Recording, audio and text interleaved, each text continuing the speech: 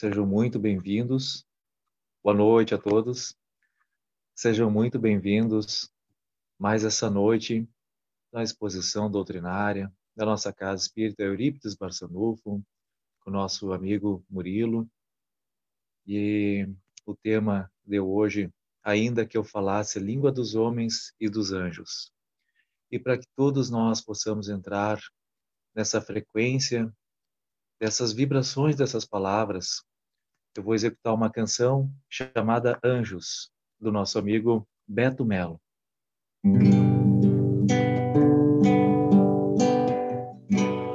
Qual de nós não tem nenhum defeito?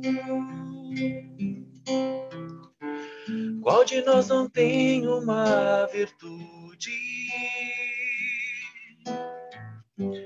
Precisamos só achar um jeito de suavizar o lado rude. Vamos ajudar-nos mutuamente e somar as nossas qualidades para fazer um mundo diferente e tirar a força da maldade. Um dia todos nós seremos anjos. Vamos trabalhar e acreditar que no futuro nós seremos anjos. Num planeta onde o amor, unicamente o amor, há de reinar. E assim será. A felicidade só começa quando cessam as desigualdades, quando todos compartilham sonhos e não usam mal a liberdade. O mestre falou: sede perfeitos, e nos ensinou essa lição, que somente o amor será eterno. Nele está a nossa salvação. Um dia todos nós seremos anjos. Vamos trabalhar e acreditar que no futuro nós seremos anjos. Um planeta onde o amor, unicamente o amor, há de reinar. Um dia todos nós seremos anjos. Vamos trabalhar e acreditar que no futuro nós seremos anjos. Um planeta onde o amor, unicamente o amor, há de reinar.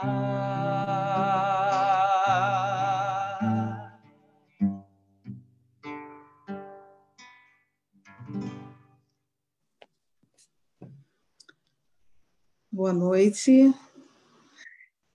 Essa noite nós temos já acolhidos e o nosso coração aquecido por essa música maravilhosa executada pelo Leandro.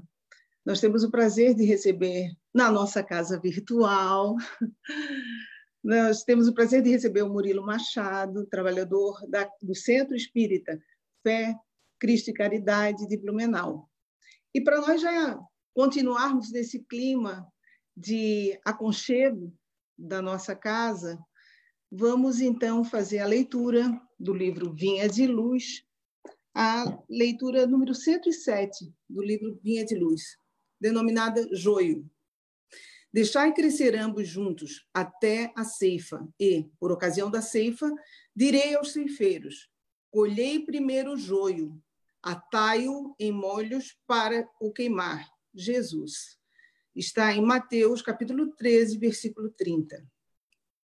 Quando Jesus recomendou o crescimento simultâneo do joio e do trigo, não quis senão demonstrar a sublime tolerância celeste no quadro das experiências da vida.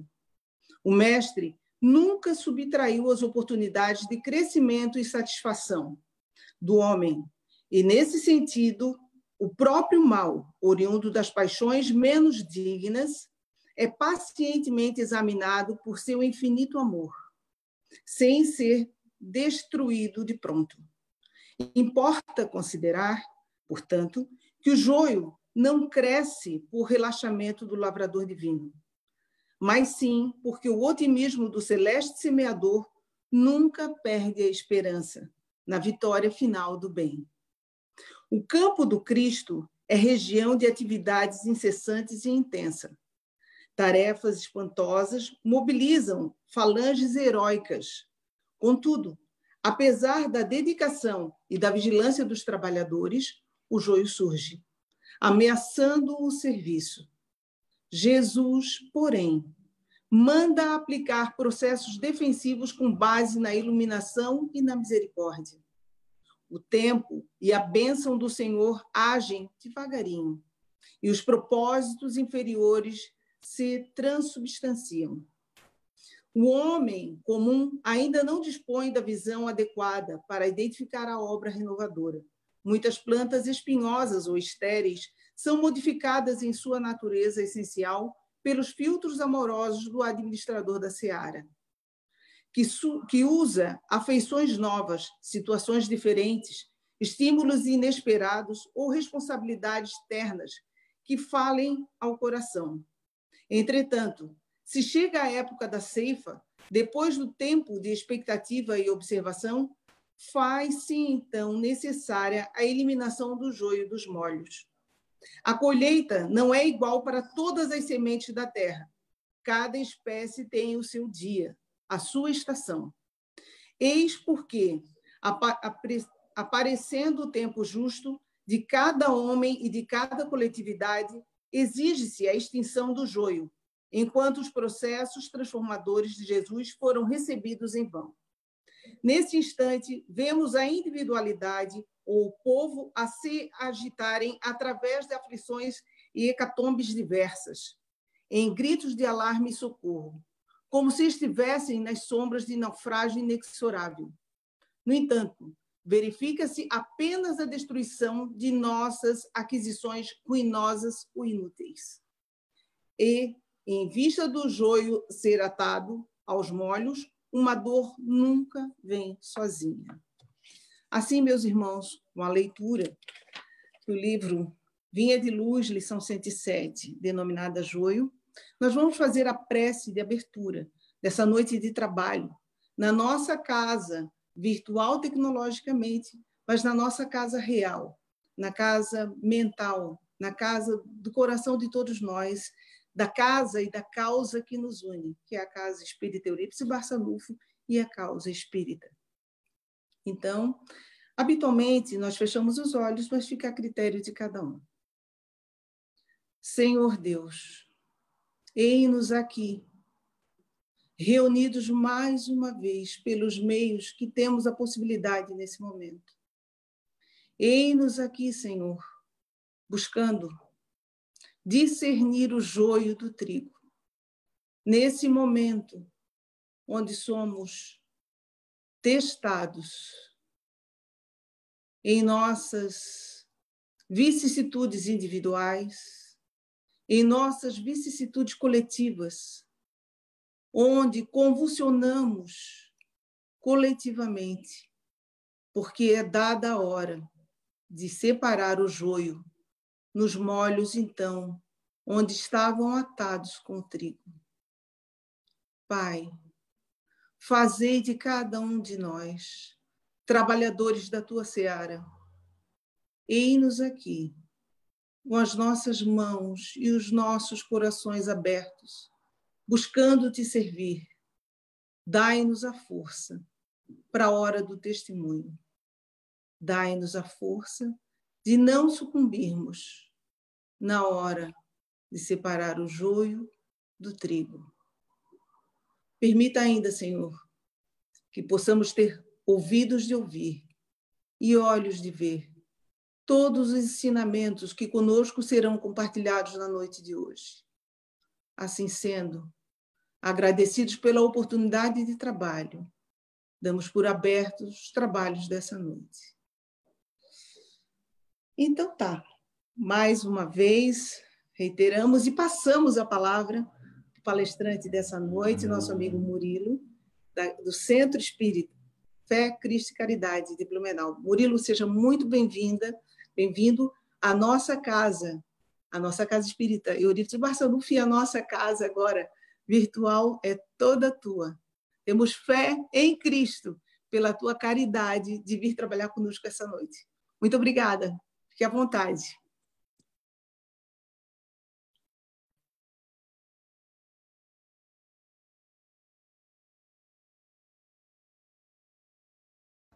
Olá, boa noite. É realmente uma alegria poder estar na Euripides Barçanufo mais uma vez, a primeira vez de forma virtual, né? Nós já tivemos a oportunidade de estar presentes várias vezes aí com vocês. O meu carinho especial à Marlete, que fez o convite, a Mônica, ao Leandro, a Luciane, a todos os outros trabalhadores. É sempre uma honra, sempre uma alegria poder estar no meio de tantos amigos.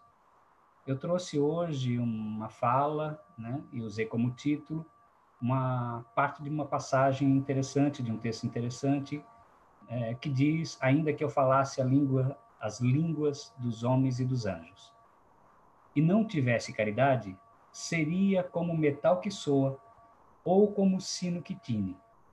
E ainda que tivesse o dom da profecia e conhecesse todos os mistérios e toda a ciência, e ainda que tivesse toda a fé, de maneira tal que transportasse os montes, e não tivesse caridade, eu nada seria.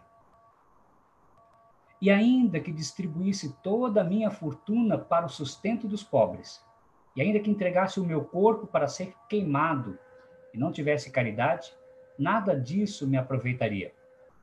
A caridade é sofredora, a caridade é benigna, a caridade não é invejosa, não trata com leviandade, não se ensoberbece, não se porta com indecência, não busca os seus interesses, não se irrita, não suspeita mal, não folga com a injustiça, mas folga com a verdade. Tudo sofre, tudo crê, tudo espera, tudo suporta. Agora, pois, permanecem a fé, a esperança e a caridade. Mas destas, a maior é a caridade. Isso está na carta que São Paulo, escreve ao grupo que ele mesmo fundou em Coríntios. Então, nós dizemos que é a primeira carta de Paulo aos Coríntios. E está no capítulo 13 desta carta, nos versículos que vão de 1 a 13. Talvez alguns aqui dos amigos menos avisados tivesse pensado que esse texto, ou parte dele, fosse criação do Renato Russo. Afinal de contas, ele usou em sua canção, né? Desculpe a decepção, né? O Renato nada mais fez do que adaptar a parte da carta à letra da música, fazendo com que a carta se tornasse, ao menos aqui no Brasil, ainda mais famosa, né? Algumas traduções, inclusive a que está na música, ao invés de usar a palavra caridade, usa a palavra amor. Isso se explica plenamente porque, do grego, o termo que está é ágape. E ágape é uma das formas de amor segundo a língua grega. E vai nos trazer a ideia desse amor mais universal, esse amor por todos, esse amor em ação. que para nós, na nossa língua, a palavra mais próxima é caridade. Pouco importa as traduções, o que importa é que possamos observar e buscar o sentido das palavras, entender de que maneira isso nos traz para o nosso dia a dia, para o nosso entendimento. Porque muitas vezes há muita confusão a respeito do que é caridade. Será que caridade é quando nós damos esmola? Será que quando nós levamos comida aos necessitados, essa é a caridade? Quando compramos uma rifa beneficente, um jantar, seja lá o que for, né? Então vamos conversar um pouco sobre isso, o que é esta caridade profunda que Paulo exorta na sua carta. E ele começa então, ainda que eu falasse as línguas dos homens e dos anjos. Se eu não tivesse caridade, seria como um metal que soa, ou como um sino que tine. Ele alerta para a situação das palavras vazias, né? Que eu tenho muitas vezes no dia a dia observado que muitos de nós, com erros ainda do passado, repetimos. Especialmente nós, oradores, espíritas, católicos, evangélicos ou de qualquer denominação. O Paulo vai nos fazer um alerta grave, principalmente a nós, de que nada adianta sermos belos nas palavras e pobres nas ações. O exemplo muda, um processo é íntimo, de uma luta constante para vencermos essas nossas imperfeições. Esse processo deve fazer parte de todo aquele que tenta buscar a divulgação da mensagem cristã. Jesus já nos alertou de uma maneira muito direta que conheceremos se a árvore é boa pelos frutos que ela dá. Caso contrário, diz Paulo, a palavra, o verbo, a mensagem, será apenas como um sino que tine, ou seja, que faz barulho, que chama muita atenção, mas que não modifica os corações e não modifica o processo das inteligências a que são direcionadas, porque são vazias, são desprovidas de sinceridade. Então, muitas vezes, ecoam como sino, mas trazem quase nada de profundidade. E ele continua, então, e ainda que tivesse o dom da profecia e conhecesse todos os mistérios e toda a ciência, ainda que tivesse toda a fé, de maneira tal que transportasse os montes e não tivesse caridade, nada seria. Aí ele vai trazer um alerta importante, para que pouco ou quase nada nos adianta conhecimento espiritual, conhecimento das verdades espirituais, se no dia a dia não nos torna melhor. De que nos adiantaria o entendimento das leis morais que regem o universo, se elas não nos dão mais responsabilidades perante as nossas próprias atitudes frente à vida? Aliás, o conhecimento, o contato com a espiritualidade deveriam modificar nossas condutas, nos tornar, na realidade, mais humildes e não mais soberbos perante esse conhecimento. E ele alerta sobre a fé. Ainda que tivesse toda a fé, de maneira tal que transportasse os montes e não tivesse caridade, nada seria. Não que a fé não seja importante, ela é extremamente importante, mas por si só a fé não melhora, não transforma ninguém. Pois a fé sem obras é morta, como diz o apóstolo Tiago, numa outra carta, na carta que ele escreve, no capítulo 2, no versículo 17. Então, quando eu estou nesse nível em que eu sou capaz de ver as belezas do Evangelho, me emociono com as lições, mas o amor proposto por Jesus não se exterioriza. Então eu sou como uma árvore cujos frutos ainda não estão maduros. Tem potencial, mas ainda não uso esse potencial. Os frutos podem até ser bonitos, mas ainda não alimenta ninguém. Por isso que Jesus adverte que só há uma única forma de medir se a árvore é boa, pelos frutos que dá. E Paulo nos exorta, então, que sem esses frutos, sem esta verdadeira ação no bem, a fé é inútil. Ou ela é apenas o início, ela é apenas a semente, que vai germinar, sem dúvida, é um processo, né? Mas não está completo. E continua, ainda que distribuísse toda a fortuna, toda a minha fortuna para o sustento dos pobres, e ainda que entregasse o meu corpo a ser queimado, e não tivesse caridade, nada disso me aproveitaria. Aqui começo a ficar em dúvida. Porque se ele diz assim, ainda que eu distribuísse toda a minha fortuna para o sustento dos pobres, e não tivesse caridade. Ué, mas se eu distribuir tudo que tenho, eu já não estou fazendo caridade? Como posso estar distribuindo as minhas coisas e não estar fazendo a caridade? Aí nós começamos a entender melhor do que ele fala e de que maneira se dá esse processo. Porque atender à necessidade material do próximo é evidente que é muito importante. Mas é preciso alertar que tudo depende da intenção.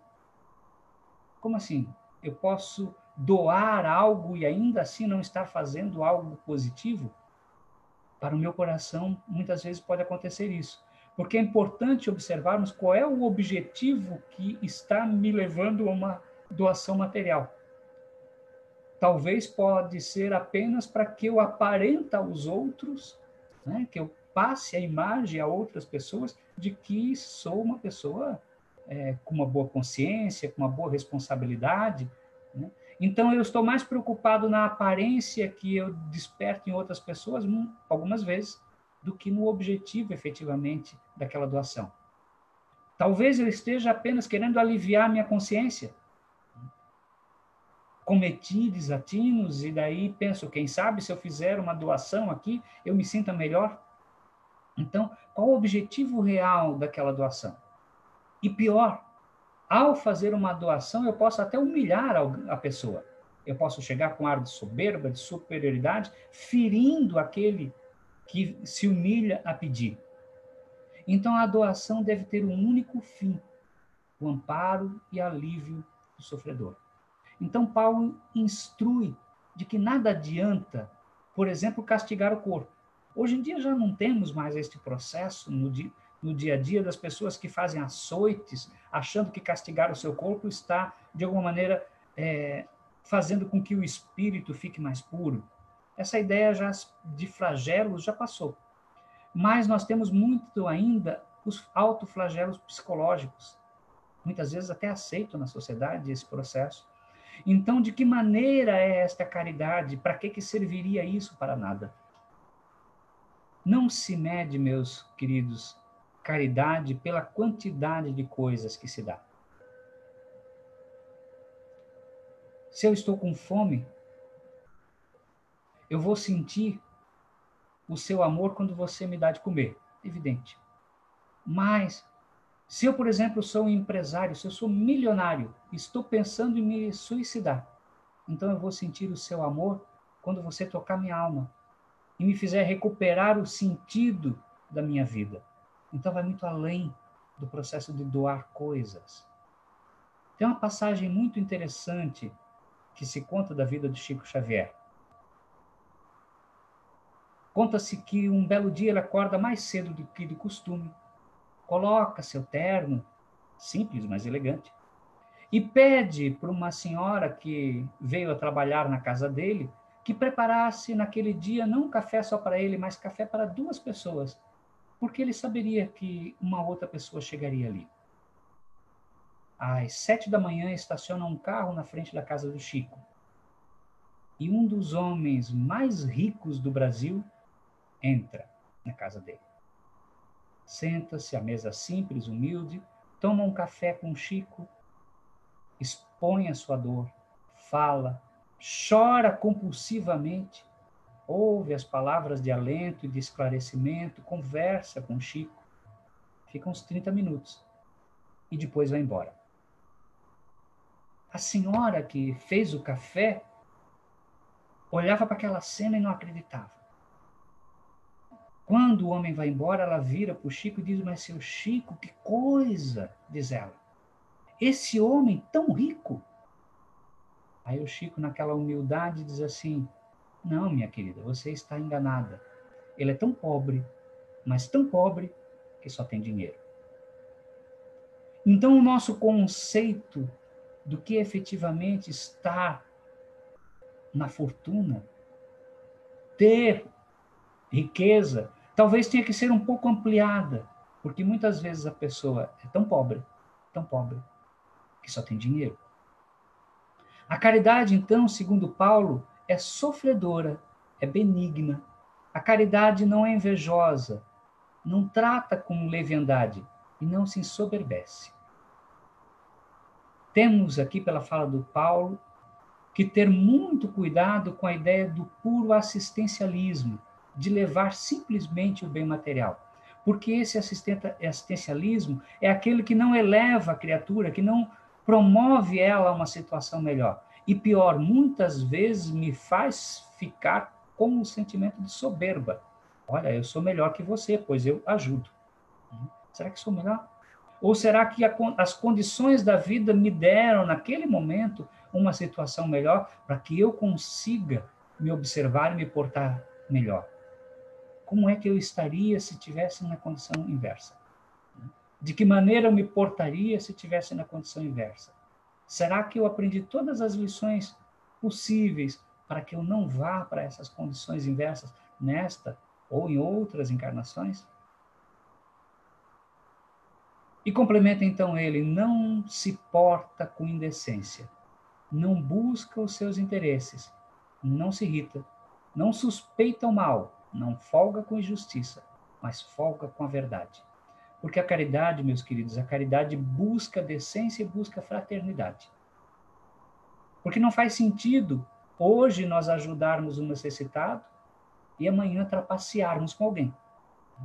Então não teríamos decência, estaríamos fazendo situações de injustiça, achando, de alguma maneira, que este jogo de equilíbrio fosse suficiente, como se eu pudesse botar numa balança a atitude negativa e a atitude positiva, e assim estar quites com a minha consciência. Isso não ocorre.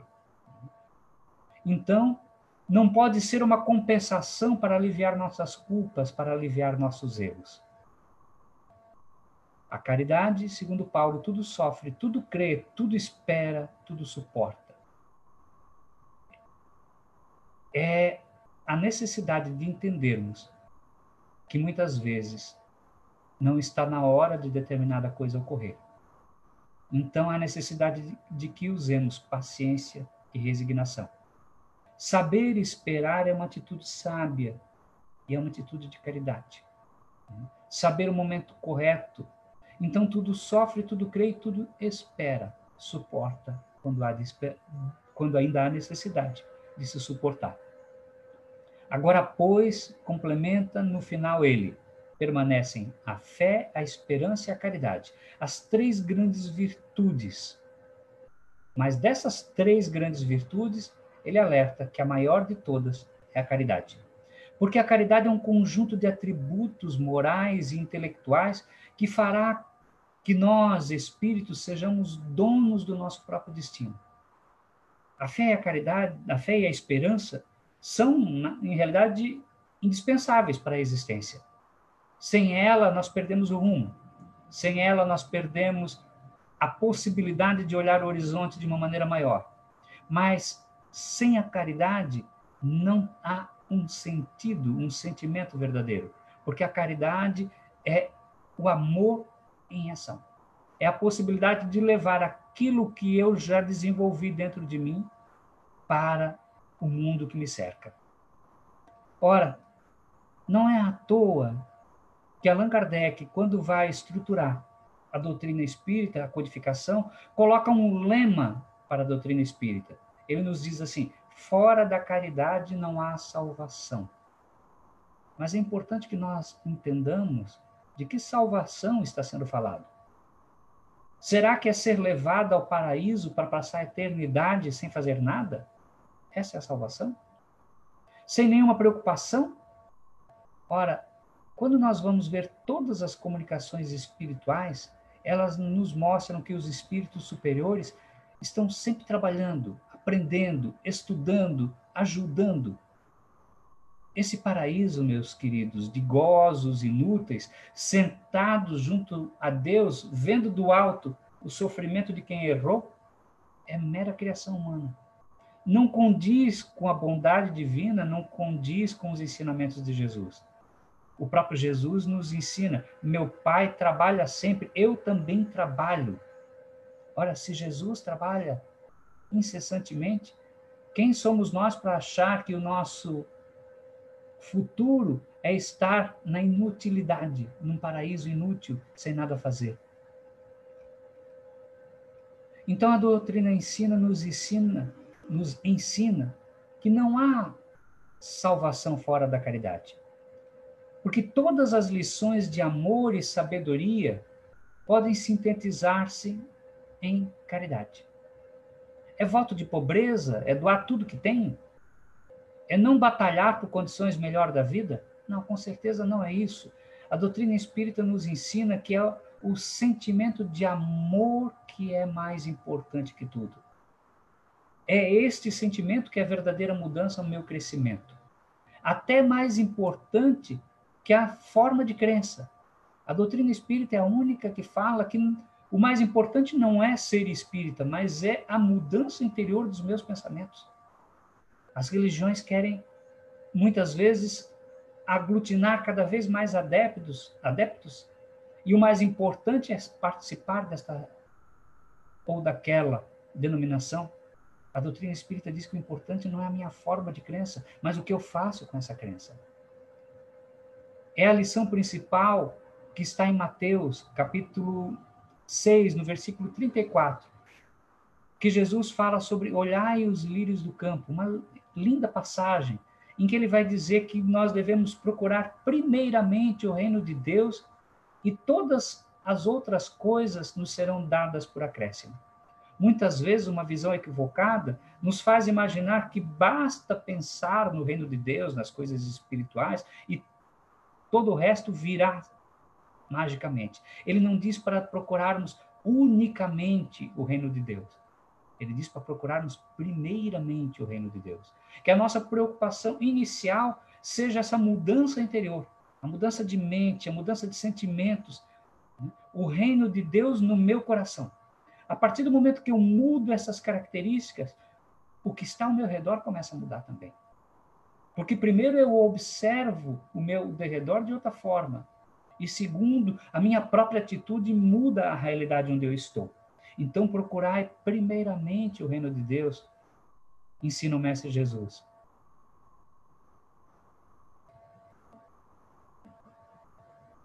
Muitas vezes nós aprendemos que a salvação é estar numa ou outra igreja. Em geral, as igrejas ensinam que fora da sua denominação não há salvação, como eu disse há pouco. A caridade que você deve fazer é doar para a igreja, que infelizmente muitas vezes enriquece muito mais seus líderes. Ensinam a seus fiéis para comprarem vassouras ungidas para varrer o mal da vida. Já viram isso? Vendem azeite abençoado, água milagrosa, até canetas. Eu tenho um hábito curioso, quando ando de carro, eu gosto de ouvir de vez em quando algumas rádios religiosas. São interessantes, nos trazem alguns ensinamentos, mas muitas vezes nos trazem, entre aspas, testemunhos de fiéis que, ao entrar para determinada mudança de vida, de postura, de religião, compram um carro novo, compram uma casa, enriquecem. Será que a salvação é a minha prosperidade financeira? Será que salvação é meu enriquecimento? Desculpem, meus irmãos, mas que evangelho que essas criaturas estão lendo para conceber essas coisas? Quais as palavras de Jesus que servem de base para isso? Talvez seja por isso que Jesus tenha nos alertado nos seus evangelhos, nos ensinamentos que nos tem deixado, que haverá falsos cristos e falsos profetas. Tenhamos cuidado para buscarmos efetivamente as mudanças que vêm do coração e não nos deixarmos iludir tão facilmente. Porque, afinal de contas, a partir do momento que nós nos entregamos a uma mudança de busca mais espiritual, muito da nossa vida vai mudar. Muito dos nossos processos mudarão, mas não vai ser eliminado as dificuldades de forma mágica. Ele nunca nos prometeu isso. Se nós olharmos a história dos grandes profetas, dos discípulos, dos apóstolos, todos tiveram vidas com muita dificuldade, mas sempre muito felizes, sempre amparados. Nós temos uma ideia de que os ensinamentos de Jesus são ensinamentos para nos tornarem santos, são ensinamentos de santidade. Na realidade, os ensinamentos de Jesus são práticos. Eles são, antes de tudo, para nos trazer não santidade, mas felicidade. A felicidade plena de saber efetivamente que estamos de consciência tranquila, ter fé no processo da vida presente e futura.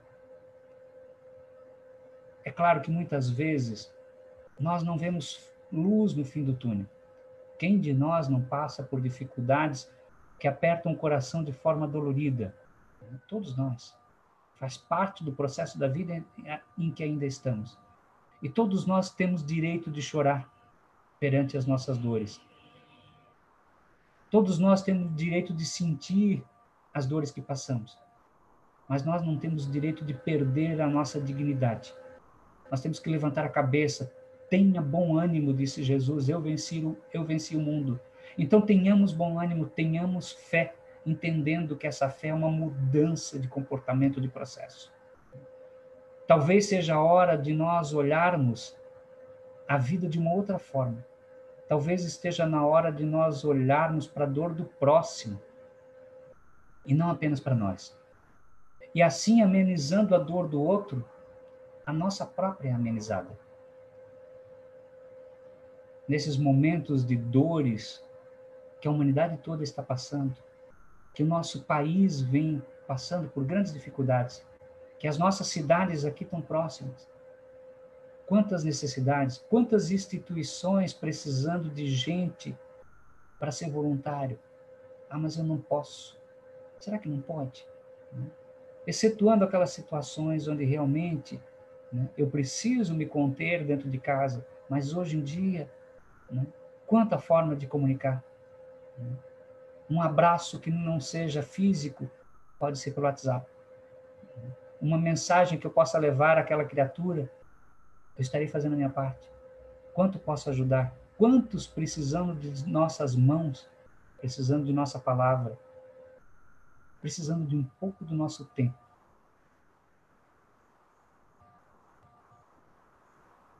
Diz uma frase de Emmanuel que quando sairmos de nosso mundo egoísta e vamos em direção à dor do outro, a dor do outro nos cura, a dor do outro nos salva. É por isso que a caridade salva. A caridade salva no sentido de que nós saímos do casulo de olhar só para as nossas dores e somos capazes de olhar o mundo e entender que o mundo necessita de nós. Então, quando nós vibramos no amor, nós distribuímos amor, não somente coisas. Porque só conseguimos doar, na realidade, daquilo que nós temos. Se nós doamos bens materiais, isso é importante. Significa que já somos generosos. E já é um grande passo sermos generosos. Mas será só isso que podemos dar? Só daquilo que nos sobra? A pessoa que precisa de casaco também precisa de um abraço. Quem precisa de remédio também precisa de um sorriso. Às vezes, a alma que sente, o corpo que sente frio, mas a alma sente mais frio ainda no coração. Um coração despedaçado dói muito mais do que uma doença física.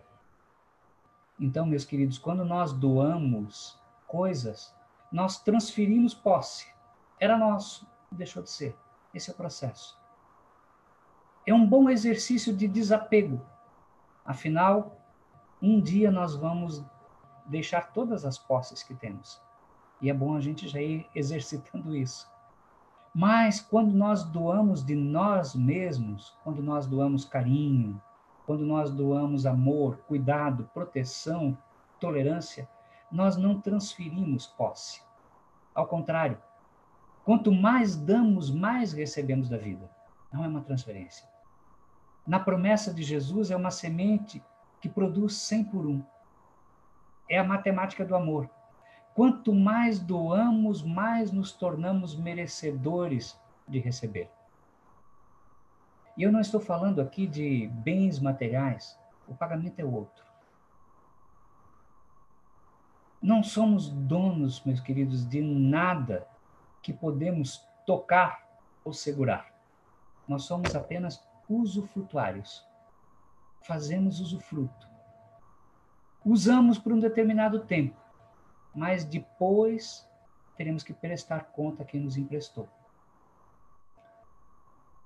Somos todos donos de uma única coisa, daquilo que nós carregamos interiormente, que são os nossos sentimentos. Por isto, são eles o nosso verdadeiro tesouro. Por isso, Jesus já nos alerta que onde estiver o teu tesouro, aí estará o vosso coração. Então, que possamos observar esses processos, entender o que é a verdadeira caridade proposta por Paulo. Terminada esta palestra, pegue o Evangelho segundo o Espiritismo, no capítulo 15, nos itens 6 e 7, leia a carta. Está lá a parte principal, o comentário de Kardec a respeito. Ou procure diretamente na sua Bíblia, reflita, analise. Nós temos que observar o mundo de uma forma mais ampla. Entendermos que estes processos, como eu disse, não são propostas de santidade, são propostas para a nossa felicidade. Por isso Emmanuel nos fala assim: quando uma 100ª parte do cristianismo que está nos nossos lábios conseguir expressar-se em nossos atos de cada dia, a Terra estará plenamente liberta de todo mal. Quando uma 100ª parte do cristianismo dos nossos lábios conseguir expressar-se em nossos atos de cada dia, a Terra estará plenamente liberta do mal. O mal ainda está em nós, ele não está no mundo, ele ainda está no nosso coração. E é disso que temos que nos libertar para procurar a tão sonhada felicidade, o reino de Deus prometido por Jesus, que, como ele mesmo disse, não está aqui acolá, mas está dentro de vós mesmos. Que reino é este, se não é a conquista da paz, da tranquilidade, do sorriso nos lábios, do olho que brilha na hora que busca o contato com o mais alto. Que tenhamos a certeza absoluta que esse caminho, por mais que seja longo, não estaremos sozinhos. Era esta a pequena mensagem para esta noite. Eu agradeço mais uma vez, profundamente, o convite da Casa Espírita Eurípides Passanufo, né? E que possamos estar juntos em breve novamente, quem sabe não demoradamente, também presencial. Um beijo no coração, fique com Deus, muito obrigado a todos.